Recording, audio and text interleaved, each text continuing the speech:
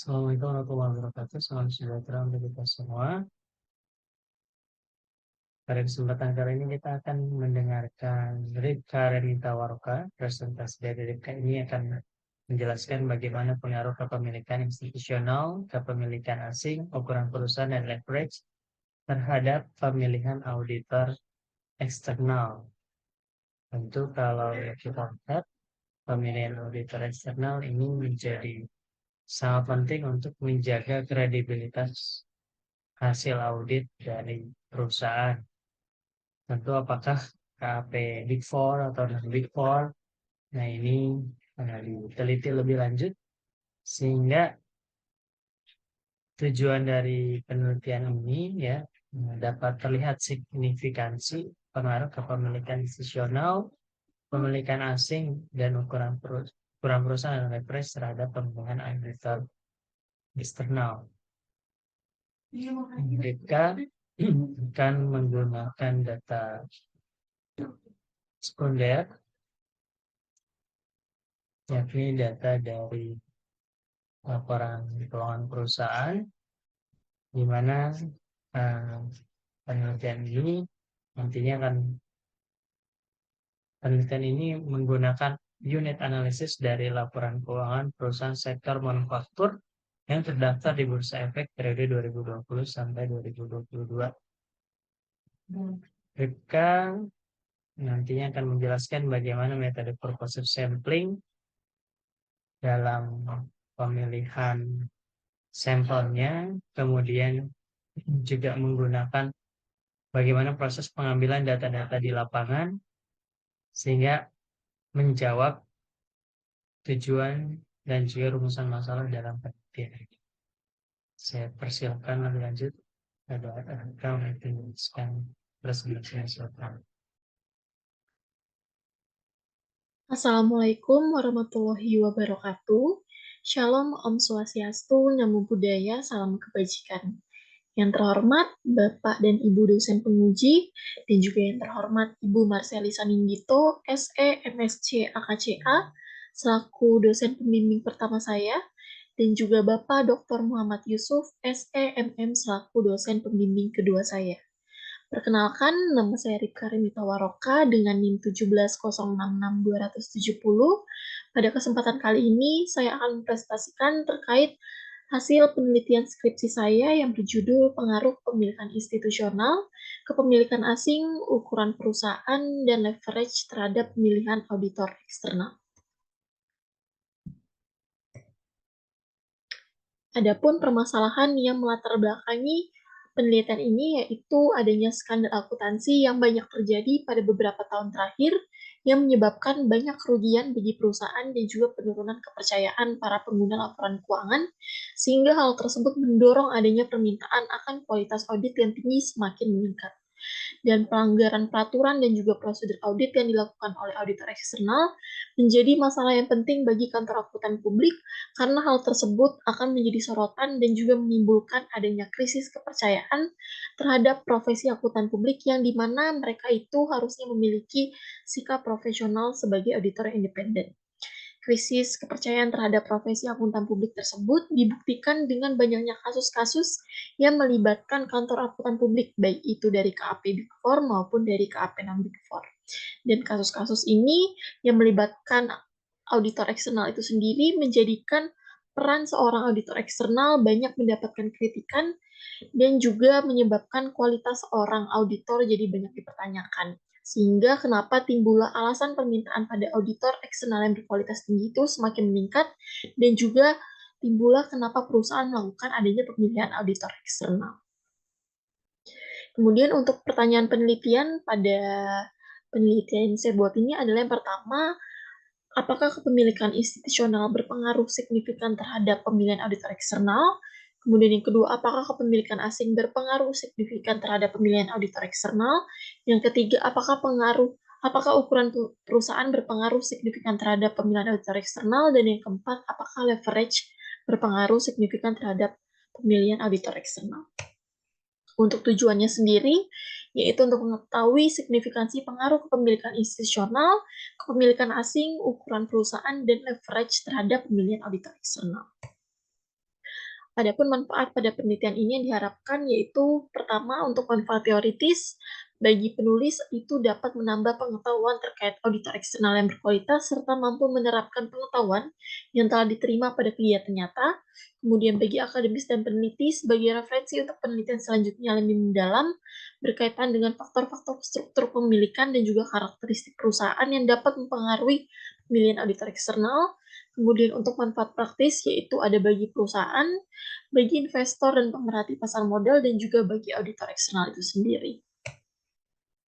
Baik, untuk teori yang mendasari penelitian ini sendiri yaitu berdasarkan teori keagenan atau agency teori. Menurut Jensen and McLean pada tahun 1976, dia mendefinisikan bahwa teori keagenan itu sebagai teori yang menerangkan hubungan antara prinsipal, yaitu pemegang saham, sebagai pihak yang memberikan wewenangnya kepada agen, yaitu manajemen, yang ditugasi untuk menjalankan perusahaan yang terjalin melalui kontrak kerjasama yang telah disepakati. Dan teori keagenan ini juga dapat menimbulkan adanya masalah keagenan yang disebabkan karena adanya asimetri informasi antara prinsipal dengan agen. Dan salah satu cara untuk mengatasi masalah asimetri informasi tersebut yaitu dengan memberikan adanya informasi yang dimiliki mengenai perusahaan kepada seluruh pemangku kepentingan dalam bentuk laporan keuangan dengan keandalan yang dapat dipercaya. Oleh karena itu, sebagai pihak independen, auditor eksternal itu memiliki peran yang penting dalam menilai keandalan laporan keuangan yang disajikan oleh manajemen. Untuk teori dari variabel dependennya sendiri yaitu pemilihan auditor eksternal. Pemilihan auditor eksternal itu adalah proses untuk menentukan kantor akuntan publik yang dipilih berdasarkan banyaknya jumlah kantor akuntan publik dengan kualitas audit yang bermacam-macam. Dan dalam meneliti atau memilih auditor eksternal itu sendiri, terdapat beberapa proksi yang dapat digunakan untuk mengukur kualitas suatu audit, yaitu bisa dari proksi ukuran KAP itu sendiri, yaitu dari KAP Big Four atau KAP non Big Four, kemudian bisa juga dari proksi pengalaman auditor, kemudian dari kompetensi auditor, ataupun dari spesialisasi KAP itu sendiri.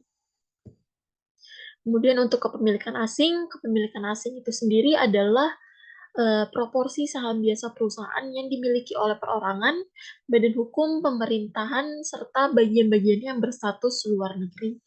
Dan untuk kepemilikan institusional itu adalah kepemilikan saham perusahaan yang dimiliki oleh investor institusi seperti pemerintah, perusahaan investasi, bank, perusahaan asuransi, institusi luar negeri, dana perwalian, serta institusi lainnya. Kemudian untuk ukuran perusahaan secara umum itu dapat diartikan sebagai suatu skala yang dapat mengklasifikasikan besar atau kecilnya suatu perusahaan dengan berbagai cara, antara lain dapat dinyatakan dalam total aset, total penjualan, nilai pasar saham, dan lain-lain. Kemudian yang terakhir untuk leverage, itu diartikan sebagai jumlah utang yang digunakan untuk membiayai atau membeli aset perusahaan yang tujuannya agar keuntungan bisnis bisa semakin maksimal alias ROI atau return on investment. Baik, ini adalah jurnal terkait hasil penelitian terdahulu yang membahas tentang topik yang sama dengan yang saya ambil, yaitu terkait pemilihan auditor eksternal dan juga terkait variabel-variabel independen yang saya teliti. Untuk kerangka penelitiannya sendiri dapat ditampilkan pada gambar berikut, yaitu dari kepemilikan asing, yaitu kepemilikan institusional, dan ukuran perusahaan, dan juga leverage, sama-sama dinilai apakah mereka saling berpengaruh terhadap pemilihan auditor eksternal, yaitu variabel dependennya itu sendiri. Untuk pengembangan hipotesisnya sendiri, yang pertama itu adalah apakah hipotesis pertama yaitu kepemilikan asing berpengaruh positif terhadap pemilihan auditor eksternal. Kemudian hipotesis kedua, kepemilikan institusional berpengaruh positif terhadap pemilihan auditor eksternal. Kemudian hipotesis ketiga, ukuran perusahaan berpengaruh positif terhadap pemilihan auditor eksternal. Dan hipotesis keempat, yaitu leverage berpengaruh positif terhadap pemilihan auditor eksternal. Baik, kemudian masuk ke bab 3 yaitu metode penelitian. Adapun unit analisis pada penelitian ini yaitu digunakan adalah pada perusahaan sektor manufaktur yang terdaftar di Bursa Efek Indonesia pada tahun 2020 sampai dengan 2022. Dan untuk populasinya sendiri yaitu adalah sebanyak 207 perusahaan dari sektor manufaktur yang terdaftar di BEI pada tahun 2020 sampai 2022. Dan untuk sampelnya sendiri yaitu digunakan metode sampel yaitu purposive sampling dengan kriteria sebagai berikut yang sudah ditampilkan pada tabel. Dan juga untuk teknik pengumpulan datanya sendiri yaitu menggunakan data sekunder sebagai sumber informasi dan seluruh datanya itu bersumber dari laporan keuangan perusahaan dari BEI pada tahun 2020 sampai 2022. Kemudian untuk operasionalisasi variabel, untuk variabel dependennya sendiri yaitu pemilihan auditor eksternal menggunakan metode dummy di mana angka 1 itu nantinya diberikan jika auditor yang mengaudit perusahaan adalah dari KAP Big Four, sedangkan bernilai 0 jika auditor yang mengaudit perusahaan adalah dari KAP non Big Four. Untuk kepemilikan institusional yaitu diukur dengan jumlah persentase saham yang dimiliki oleh pihak institusional pada akhir tahun dan secara sistematis dirumuskannya sebagai gambar berikut, yaitu jumlah saham institusional dibagi jumlah saham yang beredar dikali 100%. Sedangkan untuk kepemilikan asing hampir sama dengan kepemilikan institusional, perbedaannya adalah jumlah kepemilikan sahamnya itu adalah oleh pihak asing dibagi jumlah saham yang beredar dikali 100%. Kemudian untuk ukuran perusahaan itu dihitung dengan merubah struktur total aktiva perusahaan dengan menggunakan bentuk logaritma natural. Jadi ukuran perusahaan atau firm size itu dikalkulasi dengan penggunaan logaritma natural dikali dengan tipe aset. Dan yang terakhir yaitu untuk leverage, itu dihitungnya dengan menggunakan DER atau yang dikenal dengan debt to equity ratio, yaitu dengan perbandingan total utang dibagi dengan total ekuitas. Baik, untuk teknik analisisnya sendiri pada penelitian ini yaitu dianalisis dengan menggunakan teknik analisis regresi logistik atau logistic regression. Dan untuk analisis selanjutnya yaitu analisis statistik deskriptif. Jadi analisis statistik deskriptif itu bertujuan untuk memberikan informasi umum yang penting dari data yang digunakan dalam penelitian, diantaranya itu seperti mean, standar deviasi, nilai maksimum, dan juga nilai minimum. Dan untuk selanjutnya yaitu ada uji asumsi klasik, dan pada penelitian ini sendiri yaitu hanya menggunakan satu uji asumsi klasik yaitu uji multikolinearitas. Jadi uji multikolinearitas itu sendiri bertujuan untuk menguji apakah model regresi ditemukan adanya korelasi antar variabel independen, dan maka uji ini hanya digunakan untuk penelitian yang memiliki lebih dari satu variabel independen. Selanjutnya itu ada uji analisis regresi logistik. Dan uji ini sendiri itu merupakan analisis yang digunakan untuk mengukur seberapa jauh pengaruh variabel independen terhadap variabel dependen. Dalam hal ini, variabel dependennya itu dalam bentuk variabel dummy, yaitu di antara 0 dan 1. Kemudian untuk uji-uji selanjutnya yaitu ada uji keseluruhan model, kemudian ada juga uji kelayakan model regresi, kemudian ada juga uji signifikansi simultan atau omnibus test, kemudian ada juga uji matriks klasifikasi, kemudian ada koefisien determinasi atau uji Nagelkerke R-square, kemudian ada juga uji partial T atau uji Wald. Baik, kemudian masuk ke bab 4 yaitu hasil dan pembahasan. Untuk hasil dari uji statistik deskriptifnya sendiri, berdasarkan tabel yang sudah ditampilkan, bahwa dari observasi perusahaan yang dijadikan sampel selama 3 tahun, yaitu sejumlah 165 sampel, menunjukkan bahwa pemilihan auditor eksternal atau variabel dependen mempunyai nilai rata-rata yaitu 0,52 dari total 165 sampel. Jadi hal ini tuh menunjukkan bahwa sebanyak 52% atau sejumlah 86 sampel penelitian diaudit oleh kantor akuntan publik yang termasuk dari kategori Big Four. Dan sisanya itu yaitu sebanyak 48% atau 79 sampel diaudit oleh kantor akuntan publik dari non-Big Four. Kemudian untuk kepemilikan institusional sendiri yaitu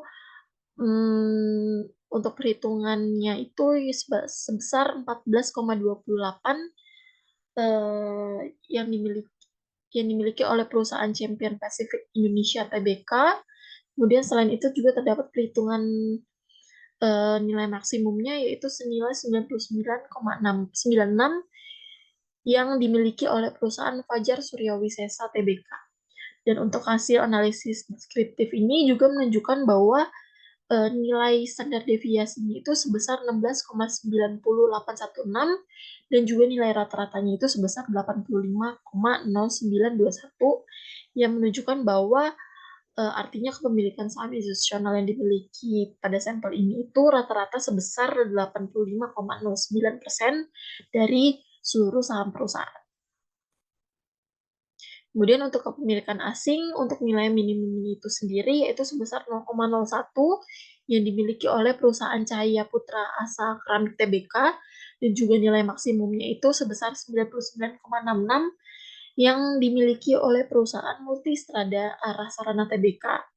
Dan untuk hasil analisis statistik deskriptifnya itu juga menunjukkan bahwa nilai standar deviasinya itu sebesar 33,77 dan nilai rata-ratanya atau min itu sebesar 32,44 yang menunjukkan bahwa kepemilikan saham asing yang dimiliki oleh sampel itu rata-rata sebesar 32,44% dari seluruh saham perusahaan. Kemudian untuk ukuran perusahaan, untuk nilai minimumnya sendiri yaitu sebesar 26,46 yang dimiliki oleh perusahaan Multi Prima Sejahtera Tbk dan juga nilai maksimumnya itu sendiri dimiliki oleh sebesar 33,66 yang dimiliki oleh perusahaan PT Astra International Tbk dan untuk nilai standar deviasinya yaitu 1,49877 dengan nilai rata-rata atau min itu sebesar 29,3119. Jadi hasil ini itu menunjukkan bahwa ukuran perusahaan yang dimiliki dalam sampel itu rata-rata sebesar 29,31%. Dan hasil ini juga menunjukkan bahwa variabel ukuran perusahaan itu mengindikasikan hasil yang baik karena standar deviasinya itu sebesar 1,49 yang mencerminkan penyimpangan dari data variabel tersebut lebih kecil dari nilai min yaitu rata-ratanya tadi 29,31. Jadi artinya itu bahwa mayoritas perusahaan pada sampel ini itu mempunyai total aset yang cukup besar. Kemudian yang terakhir untuk leverage, untuk nilai minimumnya itu sendiri yaitu sebesar 0,07 yang dimiliki oleh perusahaan Supreme Cable Manufacturing and Commerce Tbk. Kemudian untuk nilai maksimumnya itu sebesar 7,94 yang berdasarkan sampel ini dimiliki oleh perusahaan Central Proteina Prima Tbk dan untuk nilai standar deviasinya itu sebesar 0,84569 dengan nilai rata-rata atau min itu sebesar 0,8860 yang menunjukkan bahwa leverage yang dimiliki dalam sampel ini rata-rata itu sebesar 88,6%. Kemudian selanjutnya untuk uji asumsi klasik, yaitu dengan uji multikolinearitas. Jadi berdasarkan tabel yang sudah ditampilkan, dilihat bahwa semua variabel itu memiliki nilai toleransinya itu lebih dari 0,10 dan juga nilai variance inflation faktornya itu kurang dari 10. Jadi dengan hasil tersebut maka dapat disimpulkan bahwa tidak ada multikolinearitas antar variabel independen dalam model regresi. Dan hal ini juga menunjukkan bahwa data memiliki model regresi yang baik. Kemudian selanjutnya yaitu ada uji keseluruhan model atau overall model fit. Jadi berdasarkan hasil uji pada penelitian ini, pada tabel uji model fit di samping itu ada yang menunjukkan perbandingan antara nilai min 2 log likelihood pada blok number 0 dan blok number 1 dan hasil perhitungan nilai min 2 log likelihood tersebut menunjukkan bahwa pada blok pertama adalah sebesar 228,442, yang dimana itu lebih besar dari nilai blok kedua, yaitu blok number one sebesar 147,668. Sehingga hasil ini itu menunjukkan bahwa model yang diajukan pada penelitian ini adalah model regresi yang baik. Kemudian berdasarkan tabel hasil uji omnibus test of model coefficient, itu dinilai terdapat penurunan sebesar 80,753 dengan tingkat signifikansi yaitu sebesar 0,00 kurang dari 0,05. Jadi selisih kedua min 2 log likelihood dengan nilai yang signifikan secara statistik itu menunjukkan bahwa penambahan variabel prediktor atau variabel X ke dalam model akan memberikan kontribusi yang signifikan terhadap peningkatan kecocokan model dibandingkan sebelumnya tanpa adanya variabel prediktor atau null model. Kemudian selanjutnya ada hasil uji matriks klasifikasi. Jadi berdasarkan uji matriks klasifikasi, berdasarkan tabel yang di atas, yaitu classification step 0, di atas itu dapat dibaca bahwa menurut prediksi perusahaan yang memilih auditor eksternal dari KKP6 Big Four yaitu sebanyak 79 perusahaan, sedangkan pada tabel 4.8 yaitu hasil observasi menunjukkan bahwa perusahaan yang memilih auditor eksternal dari KKP6 Big Four itu sebanyak 62 perusahaan. Jadi ketepatan klasifikasinya itu adalah 62 dari 79 atau sebesar 78,5%. Dan untuk menurut tabel classification step 0, perusahaan yang memilih auditor eksternal dari KAP Big Four itu adalah sebesar 86 perusahaan. Sedangkan dari hasil observasi, yaitu dari tabel classification step satunya, menunjukkan bahwa perusahaan yang memilih auditor eksternal dari KAP Big Four itu adalah sebanyak 65 perusahaan. Jadi ketepatan klasifikasinya itu adalah 65 per 86 atau sebesar 75,6%. Jadi untuk secara keseluruhan itu sendiri, ketepatan klasifikasinya adalah sebesar 77%. Kemudian selanjutnya ada uji koefisien determinasi atau Nagelkerke R-square. Jadi berdasarkan tabel koefisien determinasi, dapat diketahui bahwa nilai Cox and Snell R-square-nya itu adalah sebesar 0,387 atau sebesar 38,7%, dan Nagelkerke R-square-nya itu sebesar 0,516 atau sebesar 51,6%. Dan dari hasil tersebut itu menunjukkan bahwa 51,6% dari pemilihan auditor eksternal dipengaruhi oleh variabel-variabel yang ada dalam penelitian ini. Sedangkan sisanya sebesar 38,7% dijelaskan dari faktor lain di luar model regresi yang dapat menjelaskan hal-hal yang dapat mempengaruhi pemilihan auditor eksternal. Kemudian untuk uji regresi logistik. Ini untuk variabel yang pertama yaitu kepemilikan saham institusional, itu dia koefisien regresinya itu bertanda negatif sebesar minus atau negatif 0,022, yang dimana artinya itu bahwa semakin rendah kepemilikan saham institusional, maka peluang perusahaan untuk memilih auditor eksternal dari KP Big Four itu semakin kecil. Kemudian untuk koefisien regresi dari kepemilikan saham asing itu dia bertanda positif yaitu sebesar 0,032, yang dimana artinya itu bahwa semakin tinggi kepemilikan saham asing, maka peluang perusahaan untuk memilih auditor eksternal dari KAP Big Four itu akan semakin besar. Kemudian untuk koefisien regresi dari ukuran perusahaan itu dia bertanda positif sebesar 1,273, yang dimana artinya itu bahwa semakin besar ukuran perusahaan, maka peluang perusahaan untuk memilih auditor eksternal dari KAP Big Four itu juga akan semakin besar. Dan yang terakhir untuk koefisien regresi leverage, yaitu bertanda negatif, yaitu sebesar negatif 0,063, yang dimana artinya itu bahwa semakin tinggi nilai leverage, maka peluang perusahaan untuk memilih auditor eksternal dari KAP Big Four semakin rendah.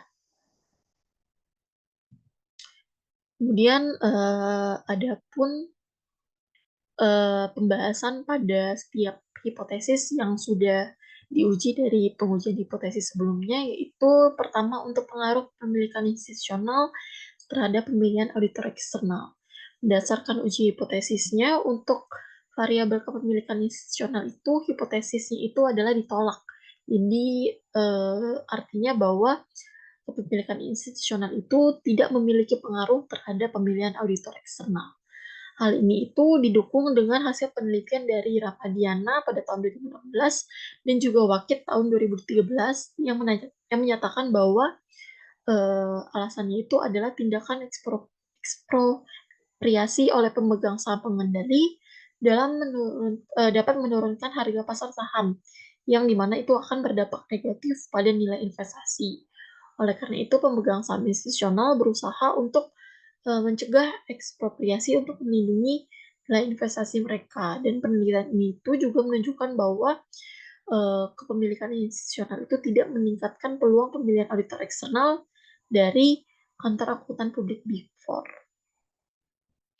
Dan berdasarkan teori keaginan juga menyatakan bahwa kepemilikan institusional itu yang besar seharusnya itu meningkatkan pengawasan terhadap manajemen. Namun pada penelitian ini kepemilikan institusional itu lebih tinggi tidak meningkatkan permintaan atas jasa audit yang berkualitas karena investor institusional itu tidak selalu melakukan pengawasan yang ketat atau atau membutuhkan laporan kinerja manajemen dari auditor independen yang berkualitas. Sehingga tuntutan kualitas informasi keuangan itu lebih bergantung pada kinerja secara keseluruhan perusahaan. Jadi tidak pada nilai kepemilikan saham institusionalnya saja. Kemudian untuk pembahasan kedua, yaitu pengaruh kepemilikan asing terhadap pemilihan auditor eksternal. Untuk X2 ini sendiri, hipotesis keduanya itu diterima. Jadi dengan arti bahwa kepemilikan asing itu memiliki berpengaruh positif terhadap pemilihan auditor eksternal. Dan penelitian ini mendukung hasil penelitian dari Kurniawan, Singgi, Birsa, dan juga Wardani yang menyatakan bahwa kepemilikan saham asing itu berpengaruh positif dan signifikan terhadap pemilihan auditor eksternal karena investor asing itu memiliki akses terbatas terhadap informasi internal perusahaan dibandingkan dengan investor domestik, sehingga mereka itu menghadapi asimetri informasi yang lebih tinggi. Oleh karena itu, mereka itu lebih membutuhkan informasi yang akurat dan transparan dan cenderung mendorong perusahaan untuk memiliki auditor eksternal yang lebih bereputasi agar dapat mengurangi ketidakpastian informasi seperti itu. Dan yang ketiga itu untuk pengaruh ukuran perusahaan terhadap pemilihan auditor eksternal. Untuk hipotesis ketiga dari penelitian ini yaitu diterima dengan arti bahwa ukuran perusahaan itu berpengaruh positif terhadap pemilihan auditor eksternal.